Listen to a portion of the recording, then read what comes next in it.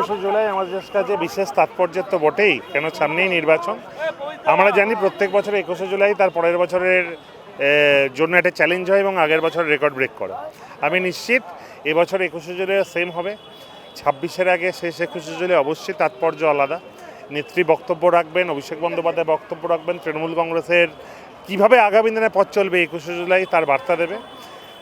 আমি নিশ্চিত প্রচুর মানুষ আসবেন এবং আমি ছাত্র যুবদের যে উৎসাহ 21শে জুলাইকে কেন্দ্র করে ঘুরছি, আমি বাংলাটাকে প্রায় ঘোরা আমার কমপ্লিট, আরও 2-4টে মিটিং আছে, আমি অবশ্যই যাব। কিন্তু এটা উপলব্ধি করছি মমতা বন্দ্যোপাধ্যায়ের বার্তা, অভিষেক বন্দ্যোপাধ্যায়ের বার্তা শোনার জন্য আপামর মানুষ মুখিয়ে আছে।